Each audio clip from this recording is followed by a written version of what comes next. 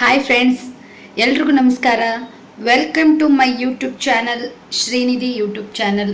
ನಾನು ನಿಮ್ಮ ಸುಮ. ನನ್ನ ಶ್ರೀನಿಧಿ ಯೂಟ್ಯೂಬ್ ಚಾನಲ್ಗೆ ತಮ್ಮೆಲ್ರಿಗೂ ಸ್ವಾಗತ. ಇದು ಭಾನುವಾರದ ಬ್ಲಾಗ್ ಮಾಡ್ತಾ ಇದ್ದೀನಿ. ಭಾನುವಾರ ಅಂದರೆ ಒಂದು ಸ್ಪೆಷಲ್ ಡೇ ನಮ್ಮ ಮನೆಯಲ್ಲಿ. ಯಾಕಂದರೆ ಮಕ್ಕಳೆಲ್ಲರೂ ಮನೆಯಲ್ಲಿ ಇರ್ತಾರೆ. ನಾವು ಭಾನುವಾರ ದಿನವೇ ಏನಾದರೂ ಥರಥರವಾದ ಅಡುಗೆ ಮಾಡ್ಕೊಂಡು ತಿನ್ನೋದಂದರೆ ಅವತ್ತೇ. ಯಾಕಂದರೆ ಮಕ್ಕಳೆಲ್ಲ ಮನೇಲಿ ಇರ್ತಾರೆ ಅಂತ ಹೇಳ್ಬಿಟ್ಟು ಇವತ್ತು ಅಪ್ಪಪ್ಪ ಎಷ್ಟು ಬಿಸಿಲಿದೆ ಅಂದರೆ ಹೊರಗಡೆ ಹೋಗೋಕ್ಕಾಗ್ತಾ ಇಲ್ಲ, ಅಷ್ಟು ಬಿಸಿಲಿದೆ. ಇವತ್ತು ಭಾನುವಾರದ ಬ್ಲಾಗಲ್ಲಿ ನಾನು ಏನೆಲ್ಲ ಮಾಡಿದ್ದೀನಿ ಅಡುಗೆನ, ಅದರಲ್ಲಿ ಒಂದು ಸ್ಪೆಷಲ್ ಡಿಶ್ ಮಾಡಿದ್ದೀನಿ. ಏನಂತ ನೋಡ್ಕೊಂಡು ಬನ್ನಿ. ಅದಕ್ಕೂ ಮೊದಲು ಲೈಕ್ ಮಾಡಿ, ಸಬ್ಸ್ಕ್ರೈಬ್ ಮಾಡ್ಕೊಳ್ಳಿ. ನಿಮ್ಮ ಮನದ ಅಭಿಪ್ರಾಯವನ್ನು ಕಮೆಂಟ್ ಮೂಲಕ ತಿಳಿಸಿ. Thank you friends. ನೋಡಿ ಹಾಯ್ ಫ್ರೆಂಡ್ಸ್, ಎಲ್ರಿಗೂ ನಮಸ್ಕಾರ. Welcome to my YouTube channel Srinidhi YouTube channel. ನಾನು ನಿಮ್ಮ ಸುಮ. ನನ್ನ ಶ್ರೀನಿಧಿ ಯೂಟ್ಯೂಬ್ ಚಾನಲ್ಗೆ ತಮ್ಮೆಲ್ಲರಿಗೂ ಸ್ವಾಗತ.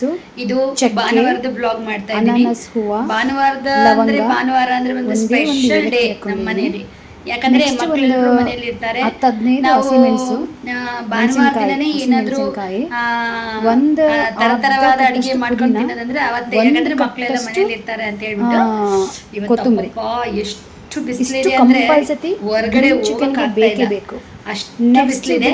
ಇವತ್ತು ಭಾನುವಾರದ ಬ್ಲಾಗ್ ಅಲ್ಲಿ ನಾನು ಏನೆಲ್ಲ ಮಾಡಿದ್ದೀನಿ ಅಡಿಗೆನ, ಅದರಲ್ಲಿ ಒಂದು ಸ್ಪೆಷಲ್ ಡಿಶ್ ಮಾಡಿದ್ದೀನಿ. ಏನಂತ ನೋಡ್ಕೊಂಡು ಬನ್ನಿ. ಅದಕ್ಕೂ ಮೊದಲು ಲೈಕ್ ಮಾಡಿ, ಸಬ್ಸ್ಕ್ರೈಬ್ ಮಾಡ್ಕೊಳ್ಳಿ. ನಿಮ್ಮ ಮನದ ಅಭಿಪ್ರಾಯವನ್ನ ಕಮೆಂಟ್ ಮೂಲಕ ತಿಳಿಸಿ. ಕಂಪಲ್ಸರಿ ಹಸಿಮೆಣಸಿನ್ಕಾಯಿ ಬೇಕೇ ಬೇಕು. ಪುದೀನ ನಾವು ಯಾವಾಗಲೂ ಹಾಕೋದಕ್ಕಿಂತ ಹೆಚ್ಚಾಗಿ ಬೇಕು. ಗ್ರೀನ್ ಚಿಕನ್ಗೆ ಒಂದು ಕಟ್ಟಷ್ಟು ಕೊತ್ತಂಬರಿ ಸೊಪ್ಪು, ನೆಕ್ಸ್ಟ್ ಶುಂಠಿ ಹಾಕ್ಕೊಂಡು 2 ಗಡ್ಡೆ ಬೆಳ್ಳುಳ್ಳಿ. ಕಂಪಲ್ಸರಿ ಇವೆಲ್ಲ ಇದ್ರೇ ತುಂಬ ಅಂದರೆ ತುಂಬ ಟೇಸ್ಟಾಗಿ ಬರುತ್ತೆ. ಇದು ನಾನು ಮನೆಯಲ್ಲಿ ಯಾವ ರೀತಿ ಮಾಡ್ತೀನೋ ಅದನ್ನು ನಿಮಗೆ ಶೇರ್ ಮಾಡ್ತಾಯಿದ್ದೀನಿ. ಹೇಗಿದೆ ಅಂತ ನನಗೆ ಕಮೆಂಟ್ ಮೂಲಕ ತಿಳಿಸಿ.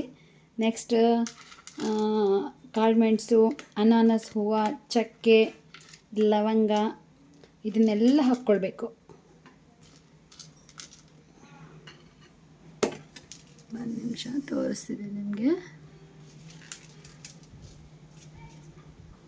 ಇದನ್ನೆಲ್ಲ ಹಾಕ್ಕೊಂಡ್ಬಿಟ್ಟು ನೆಕ್ಸ್ಟ್ ಇದನ್ನು ಗ್ರೈಂಡ್ ಮಾಡ್ಕೊಳ್ಳೋಣ.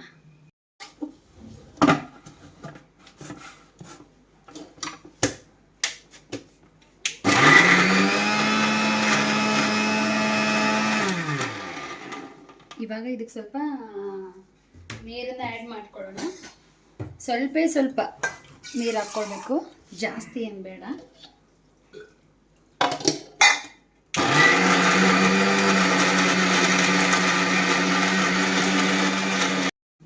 ನೋಡಿ, ಈ ಥರ ಪೇಸ್ಟ್ ರೆಡಿ ಆಯಿತು. ಈ ಥರ ಇಷ್ಟು ಗ್ರೇವಿ ಇರಬೇಕು. ಪೇಸ್ಟ್ ಈ ಥರ ರೆಡಿ ಆಯಿತು. ಇದು ಸಾಂಬಾರಿಗಂತ ತೆಗೆದಿರೋ ಚಿಕನು. ಚೆನ್ನಾಗಿ ಒಂದು 4-5 ಸಲ ಚೆನ್ನಾಗಿ ತೊಳಿಬೇಕು. ತೊಳೆದ್ಬಿಟ್ಟು ರೆಡಿ ಮಾಡ್ಕೊಂಡು ಇಟ್ಕೊಂಡಿದ್ದೀನಿ. ಇದು ಸಾಂಬಾರಿಗಂತ. ಇದು ಚಿಲ್ಲಿ ಚಿಕನ್ ಅಂದರೆ ಗ್ರೀನ್ ಚಿಕನ್ಗೆ. ಇದು ಬಂದುಬಿಟ್ಟು ಲಿವರ್. ನನಗೆ ತುಂಬ ಇಷ್ಟ, ಅದಕ್ಕೋಸ್ಕರ ನಮ್ಮ ಮನೆಯವ್ರು ತಂದಿದ್ದಾರೆ. ಇದು ಚಿಲ್ಲಿ ಚಿಕನ್ಗೆ, ಇದು ಸಾಂಬಾರ್ಗೆ, ನೆಕ್ಸ್ಟ್ ಇದು ಲಿವರ್ ಫ್ರೈ.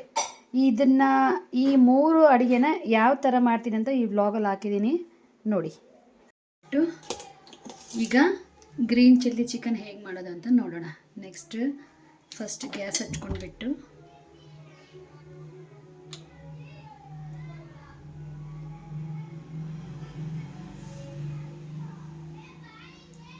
ಇದು ಕಾದ್ಮೇಲೆ ಒಂದು 2 ಟೇಬಲ್ ಸ್ಪೂನಷ್ಟು ನಾವು ಆಯಿಲ್ ಹಾಕ್ಕೊಳ್ಳೋಣ.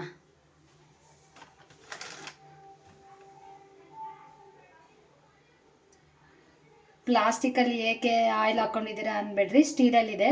ಇದು ಎಕ್ಸ್ಟ್ರಾ ಆಯಿಲ್ ನಾನು ಇದರಲ್ಲಿ ಫಿಲ್ ಮಾಡ್ಕೊಂಡಿದ್ದೀನಿ. 2 ಟೇಬಲ್ ಸ್ಪೂನಷ್ಟು ಆಯಿಲ್ನ ನಾವು ಈಗ ಹಾಕ್ಕೊಂಡಿದ್ದೀವಿ. ಇದು ಚೆನ್ನಾಗಿ ಕಾಯಬೇಕು.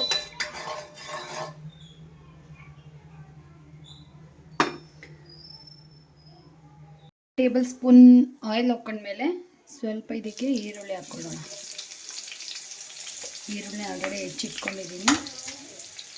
ಸ್ವಲ್ಪ ಒಂದು 2 ಈರುಳ್ಳಿ.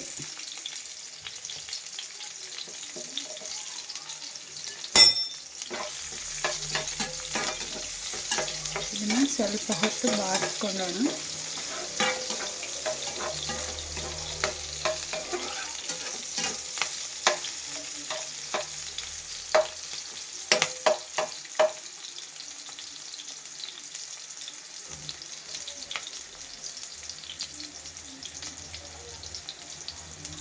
ಟೂ ಟೇಬಲ್ ಸ್ಪೂನ್ ಆಯಿಲ್ ಹಾಕ್ಕೊಂಡ್ಬಿಟ್ಟು ನಂತರ 2 ಈರುಳ್ಳಿ ಹಾಕ್ಕೊಂಡ್ಬಿಟ್ಟು ನೆಕ್ಸ್ಟ್ ಸ್ವಲ್ಪ ಆ ಈರುಳ್ಳಿ ಈ ಥರ ಬೆಂದಿದೆ ಅಂತ ನಮಗೆ ಗೊತ್ತಾದಾಗ ನೆಕ್ಸ್ಟ್ ಈಗ ಚಿಕನ್ ಹಾಕ್ಕೊಳ್ಳೋಣ.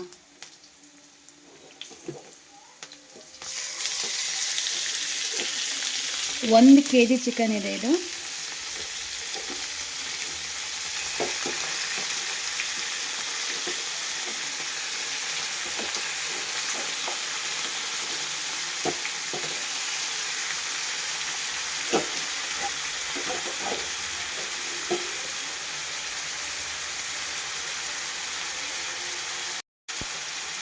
ಚಿಕನ್ ಹಾಕ್ಕೊಂಡ್ಬಿಟ್ಟು ನೆಕ್ಸ್ಟ್ ಸ್ವಲ್ಪ ಈ ಥರ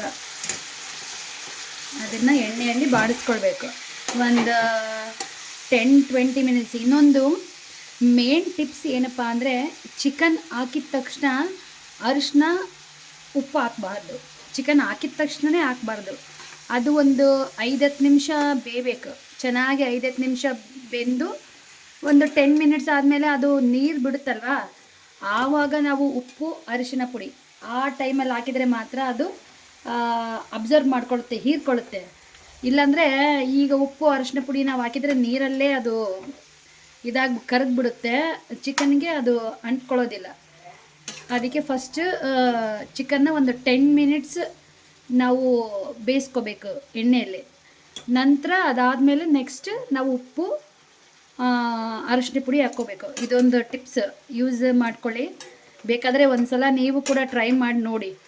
ಚಿಕನ್ ಹಾಕಿದ ತಕ್ಷಣ ಒಂದು 10 ಮಿನಿಟ್ಸ್ ಆದಮೇಲೆ ನೀವು ಉಪ್ಪು ಅರಿಶಿನ ಪುಡಿ ಹಾಕಿದರೆ ಮಾತ್ರ ಅದು ಚಿಕನ್ ಹೀರ್ಕೊಳ್ಳುತ್ತೆ.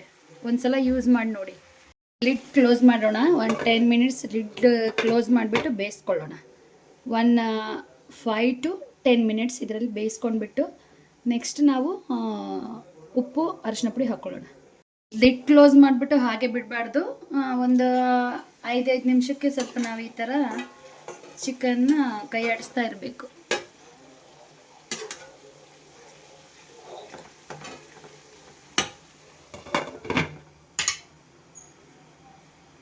ನೋಡಿ ಬೇಯ್ತಾ ಇದೆ. ಒಂದು 10 ಮಿನಿಟ್ಸ್ ಆಯಿತು.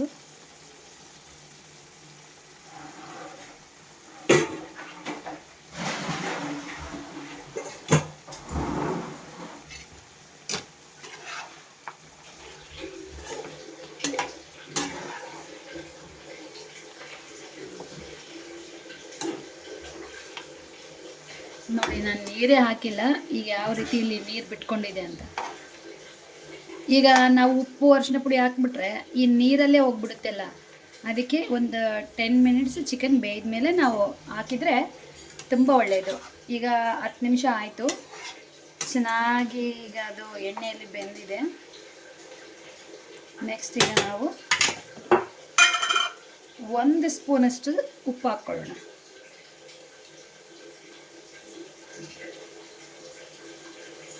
ನಾನು ಸಣ್ಣ ಉಪ್ಪು ಹಾಕ್ಕೊಂಡಿದ್ದೀನಿ, ಅಂದರೆ ಪುಡಿ ಉಪ್ಪು ಹಾಕ್ಕೊಂಡಿದ್ದೀನಿ. ನೆಕ್ಸ್ಟ್ ಒಂದು ಅರ್ಧ ಸ್ಪೂನಷ್ಟು, 1/4 ಸ್ಪೂನ್, ಅರ್ಧ ಸ್ಪೂನ್ ಕೂಡ ಅಲ್ಲ, 1/4 ಸ್ಪೂನಷ್ಟು ಅರಿಶಿನ ಪುಡಿಯನ್ನು ಹಾಕ್ಕೊಳ್ಳೋಣ. ನೆಕ್ಸ್ಟ್ ಇದನ್ನು ಒಂದು ಸ್ವಲ್ಪ ಬಾಡಿಸ್ಕೊಂಡು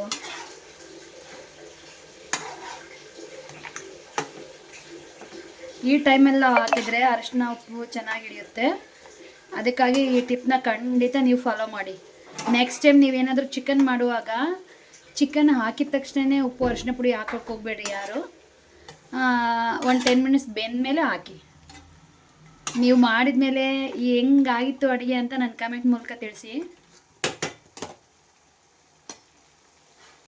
ಚಿಕನ್ ಒಂದು 15 ನಿಮಿಷ ಬೆಂದಾಗ ಮೇನ್ ಇಂಗ್ರೀಡಿಯೆಂಟ್ ಇದು, ಮೇನ್ ಪದಾರ್ಥ ಇದೊಂದು ಹಾಕಿ ಮಾಡಿದರೆ ಸಾಕು, ಎಷ್ಟು ಸೂಪರಾಗಿ ಬರುತ್ತೆ. ಇದು ಏನು ಅಂದರೆ ಮೆಂತ್ಯ ಸೊಪ್ಪು.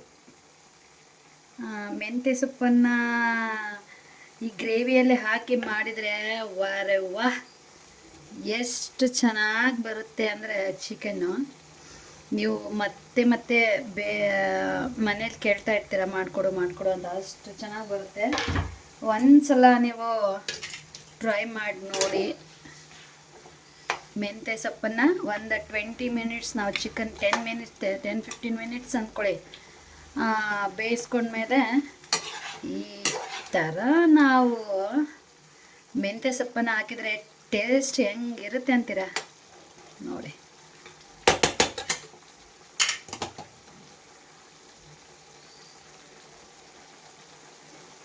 ಎಷ್ಟು ಕಲರ್ಫುಲ್ಲಾಗಿ ಕಾಣ್ತಾ ಇದೆಯಲ್ವಾ.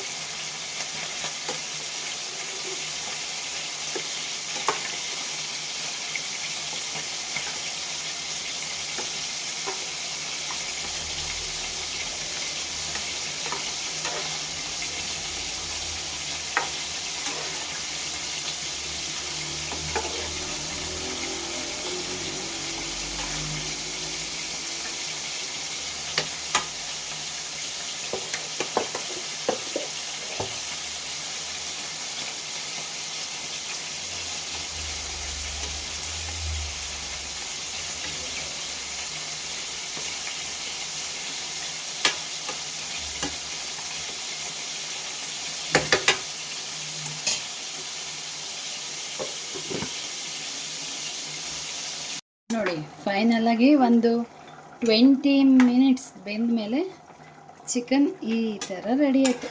ಎಷ್ಟು ಕಲರ್ಫುಲ್ಲಾಗಿ ರೆಡಿ ಆಗಿದೆ ಅಲ್ವಾ. ಲಾಸ್ಟಿಗೆ ನಮಗೆ ತಕ್ಕಷ್ಟು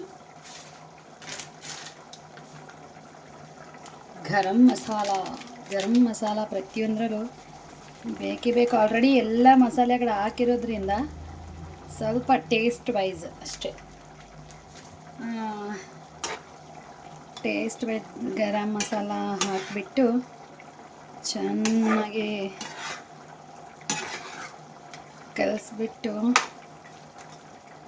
ಲಾಸ್ಟ್ ಅಂದರೆ ನನಗಿಷ್ಟ ಅಂತ, ಇದು ಆಪ್ಷನಲ್ ಅಷ್ಟೇ, ಪ್ರತಿಯೊಬ್ಬರು ಎಲ್ಲರೂ ಹಾಕಲೇಬೇಕು ಅಂತ ಏನು ಮಾತಿಲ್ಲ, ನಮಗೆ ಇಷ್ಟ ಅಂತ ಹೇಳಿಬಿಟ್ಟು ಒಂದು ಅರ್ಧ ಸ್ಪೂನಷ್ಟು ತುಪ್ಪ ಹಾಕ್ಕೊಳ್ತಾ ಇದ್ದೀನಿ. ಅದೇನೋ ನನಗೆ ಪ್ರತಿಯೊಂದು ಅಡುಗೆಯಲ್ಲೂ ನನಗೆ ಸ್ವಲ್ಪ ಇದ್ರೇ ಚೆನ್ನಾಗೆ. ಗ್ರೇವಿ ಚಿಲ್ಲಿ ಚಿಕನಲ್ಲಿ ಕೂಡ ಒಂದೇ ಒಂದು ಸ್ಪೂನ್ ನೀವು ಹಾಕಿ ನೋಡಿ ಹೆಂಗಿರುತ್ತೆ ಟೇಸ್ಟ್ ಅಂತ, ಬಾಯಿ ಚಪ್ಪರಿಸ್ಕೊಂಡು ತಿಂತೀರ ನೋಡಿ. ಈ ಥರ ರೆಡಿ ಆಯಿತು. ಫೈನಲಿ ಮುಗೀತು. ಗರಂ ಮಸಾಲ ಹಾಕಿದ್ಮೇಲೆ ಒಂದು ಫ್ಯೂ ಸೆಕೆಂಡ್ಸ್ ಅಷ್ಟೇ ಬೇಯಿಸಿದ್ರೆ ಮುಗೀತು. Chilli chicken is ready.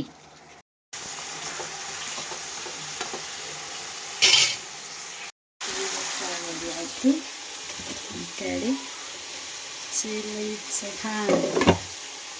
Next ಬಂದುಬಿಟ್ಟು ಸಾಂಬಾರು, ನೆಕ್ಸ್ಟು ರೈಸ್. ಮುದ್ದೆ ಮಾಡಬೇಕು ಅಂತ ನಾನು ಇಟ್ಕೊಂಡಿದ್ದೀನಿ. ಮುದ್ದೆ ಹಿಟ್ಟು ಕೂಡ ರೆಡಿ ಮಾಡಿಟ್ಕೊಂಡು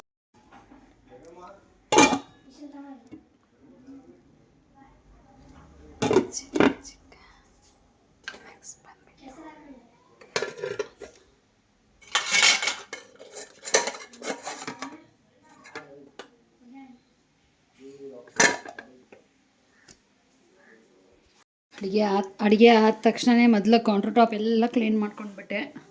ಯಾಕೆಂದರೆ ಫಸ್ಟ್ ಅದು ಕ್ಲೀನಾಗಿದ್ದರೆ ಎಲ್ಲ ಕ್ಲೀನಾಗಿರುತ್ತೆ. ನೋಡಿ ಅಡುಗೆನೆಲ್ಲ ಈ ಕಡೆ ಶಿಫ್ಟ್ ಮಾಡ್ಕೊಂಡ್ಬಿಟ್ಟು ಕೌಂಟರ್ ಟಾಪ್ ಎಲ್ಲ ಕ್ಲೀನ್ ಮಾಡ್ಕೊಳ್ತೀನಿ.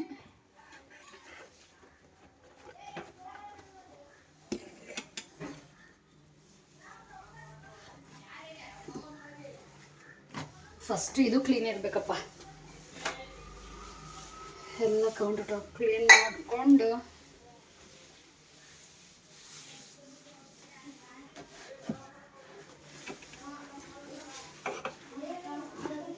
ಅಡುಗೆ ಆದ ತಕ್ಷಣ ಕ್ಲೀನ್ ಆಗಿಬಿಡ್ಬೇಕು,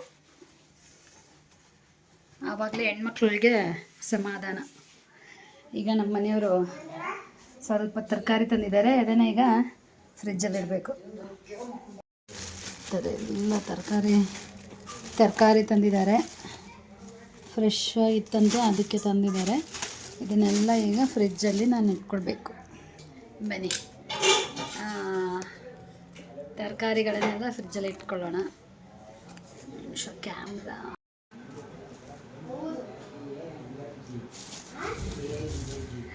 ಮೊದಲು ಈ ತರಕಾರಿಗಳನ್ನೆಲ್ಲ ಫ್ರಿಜ್ಜಲ್ಲಿ ಸೆಟ್ ಮಾಡೋಣ. ಫ್ರಿಜ್ಜಲ್ಲಿ ಸೆಟ್ ಮಾಡಿಬಿಟ್ಟು ಮತ್ತೆ ಅದೆಲ್ಲ ಕ್ಲೀನ್ ಮಾಡಿ ಮತ್ತೊಂದು ಸಲ ನೆಲ ಎಲ್ಲ ಒರೆಸ್ಬೇಕು. ಯಾಕಂದರೆ ನಾನ್ ವೆಜ್ ಮಾಡಿದ್ದೀನಲ್ವಾ, ನನಗೆ ಅಷ್ಟು ನೀಟ್ ಅನಿಸೋದಿಲ್ಲ. ಅದಕ್ಕೆ ಇದೆಲ್ಲ ಕ್ಲೀನ್ ಆದ ತಕ್ಷಣ ನೆಕ್ಸ್ಟ್ ಕೆಲಸನೇ ನೆಲ ಒರೆಸೋದು. ಫ್ರಿಜ್ಜೆಲ್ಲ ಫುಲ್ ಖಾಲಿ. ಅದಕ್ಕೆ ತರಕಾರಿ ತಂದಿದ್ರು, ಸ್ವಲ್ಪ ಫ್ರಿಜ್ಜ ಕ್ಲೀನ್ ಮಾಡಬೇಕು. ಎಲ್ಲ ಕ್ಲೀನ್ ಖಾಲಿ. ಅದಕ್ಕೆ ಫಸ್ಟ್ ಇದೆಲ್ಲ ಕ್ಲೀನ್ ಮಾಡ್ಕೊಂಡ್ಬಿಟ್ಟು ತರಕಾರಿನೆಲ್ಲ ಇಡೋಣ. ಇದೆಲ್ಲ ತರಕಾರಿ ಕೆಟ್ಟೋಗಿರೋ ತರಕಾರಿನೆಲ್ಲ ತೆಗೆದು ಕ್ಲೀನ್ ಮಾಡೋಣ. ಮೀಶೋದಿಂದ ನಾನು ಒಂದು ಆರ್ಡ್ರ್ ಮಾಡಿದ್ದೆ, ಅದು ಈಗ ತಾನೇ ಬಂತು. ಬಾರ್ಡರ್ ಲೇಸ್ ಇದು ಸ್ಟೋನ್ ಇದೆ, ಇದು ನೋಡಿ ಈ ಥರ ಇದೆ. ನನ್ನ ಡ್ರೆಸ್ಸಿಗೆ ಅಂದ್ಬಿಟ್ಟು ನಾನು ಲೇಸ್ ಆರ್ಡ್ರ್ ಮಾಡಿದ್ದೆ, ತುಂಬ ಚೆನ್ನಾಗಿ ಬಂದಿದೆ. ನಾನು ನಿಜವಾಗ್ಲೂ ಇಷ್ಟು ಚೆನ್ನಾಗಿ ಬರುತ್ತೋ ಇಲ್ಲ ಅಂತ ಅಂದ್ಕೊಂಡಿದ್ದೆ. ತುಂಬ ಅಂದರೆ ತುಂಬಾ ಚೆನ್ನಾಗಿ ಬಂದಿದೆ, ಇಷ್ಟ ಆಯಿತು. ಇದು ಇಲ್ಲಿ ನೋಡಿ, ನೋಡ್ತಿರ್ಬೋದು ಸ್ಟೋನ್ ವರ್ಕ್ ಇದೆ. ಸ್ಟೋನ್ ಇದ್ರೂ ಕೂಡ ಭಾಳ ಇಲ್ಲ, ಇದು ಭಾಳ ಹಗುರವಾಗಿದೆ, ತುಂಬ ಚೆನ್ನಾಗಿದೆ. 2 ಪ್ಯಾಕ್ ಮಾಡಿದ್ದೆ, 2 ಪ್ಯಾಕ್ ಮಾಡಿದ್ದೆ, 2 ಬಂದಿದೆ.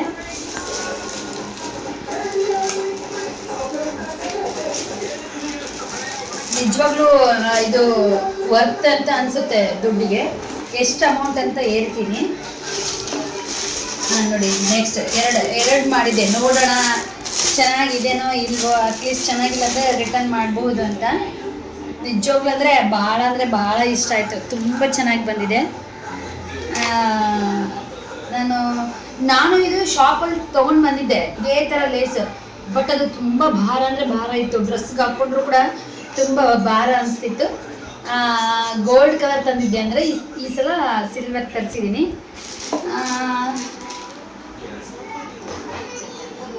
ಅಮೌಂಟ್ ನಾನು ಪ್ರೀಪೇಯ್ಡ್ ಮಾಡಿದ್ದೀನಿ. ಪ್ರೀಪೇಯ್ಡ್ ಮಾಡಿರೋದ್ರಿಂದ ಇದರಲ್ಲಿ ಅಮೌಂಟ್ ತೋರಿಸ್ತಾ ಇಲ್ಲ. ಇದಕ್ಕೆ ಅಮೌಂಟ್ ಬಂದುಬಿಟ್ಟು prepaid do not collect cash ಇಲ್ಲ, ಇದರಲ್ಲಿ ಅಮೌಂಟ್ ಇಲ್ಲ. ನಾನು ಎಷ್ಟಿದೆ ಅಂತ ನಾನು ಸ್ಕ್ರೀನಲ್ಲಿ ನಿಮಗೆ ಹಾಕ್ತೀನಿ, ಚೆಕ್ ಮಾಡಿಬಿಟ್ಟು. ನೆಕ್ಸ್ಟ್ ಇನ್ನೊಂದು ಏನೋ ಬಂದಿದೆ, ಇದನ್ನು ಲೇಸ್ ಅನ್ಕೋತೀನಿ, ನೋಡೋಣ.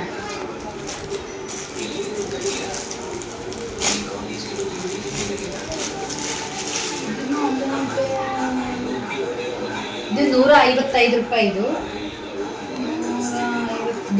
155 ರೂಪಾಯಿ, 160 ರೂಪಾಯಿ. ಇದು 17 ರೂಪಾಯಿ ಡಿಸ್ಕೌಂಟ್ ಮಾಡಿಬಿಟ್ಟು 155 ರೂಪಾಯಿ ಕೊಟ್ಟಿದ್ದಾರೆ. ಹೇಗಿದೆ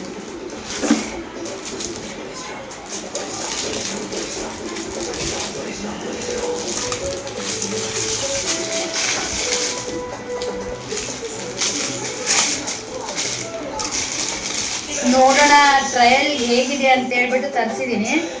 ಚೆನ್ನಾಗಿ ಬಂತು ಅಂದರೆ ನೆಕ್ಸ್ಟ್ ತರಿಸೋಣ ಅಂತೇಳಿ.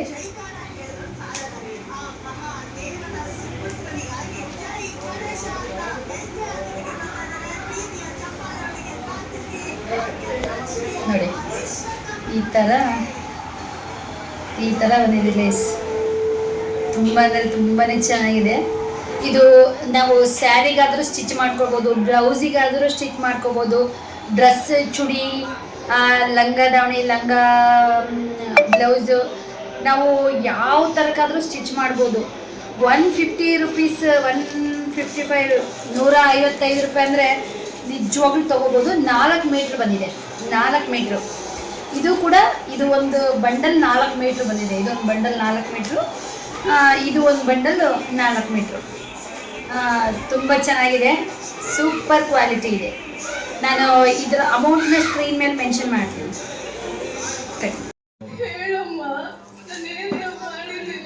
ಈಗ ಅದು ಬಾ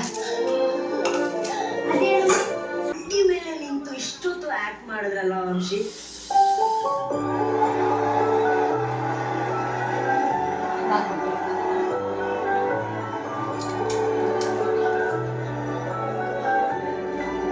ಎಷ್ಟೊಂದ್ ಜನ ಆಡಿಯನ್ಸ್ ಬಂದಿದ್ದೀರಲ್ಲ ಕಾರ್ಯಕ್ರಮ ನೋಡೋದಕ್ಕೆ. ಈ ಹುಡುಗಿ ಇಷ್ಟು ಚಿಕ್ಕ ಏಜ್ ಅಲ್ಲಿ ಕಮಲ್ ಹಾಸನ್ ಸರ್ ಮಾಡಿದಂತ ಒಂದು ಪಾತ್ರವನ್ನ ಮಾಡೋಂತ ಪ್ರಯತ್ನ ಪಟ್ಟಿದಾರಲ್ಲ, ಆಸ್ ಆಡಿಯನ್ಸ್ ಎದ್ದು ನಿಂತು ಈ ಹುಡುಗಿ ಚಪ್ಪಾಳೆ ಹೊಡೆಯಿರಿ ಪ್ಲೀಸ್. ವಂಶಿ ಅನ್ನೋ ಒಂದು ಸುಂದರವಾದಂತ ಬ್ಯೂಟಿಫುಲ್ ಟ್ಯಾಲೆಂಟ್ಗೆ ನಿಮ್ಮಿಂದಲೇ ನಾನು ಮಾತು ಶುರು ಮಾಡ್ತೀನಿ ಸರ್. ಎಷ್ಟು ಹೆಮ್ಮೆ ಅನ್ಸುತ್ತೆ ಈ ಹುಡುಗಿ ಬಗ್ಗೆ ನಮ್ಗೆ. ನಾನು ಮಾತ್ರ ಇದು ಒಪ್ಪೋದಿಲ್ಲ. ಒಳ್ಳೆ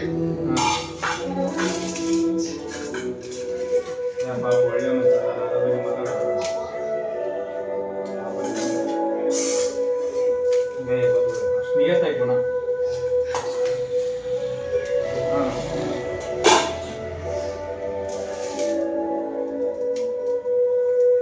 ಅಂತ ಮೋಸ ಇಲ್ಲ ಇದು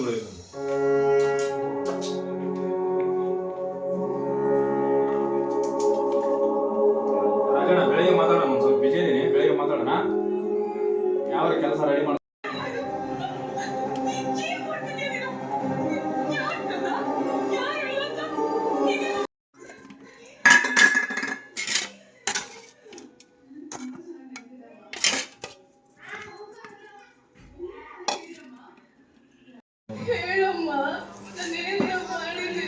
ಈಗ ಅದು ಬಾ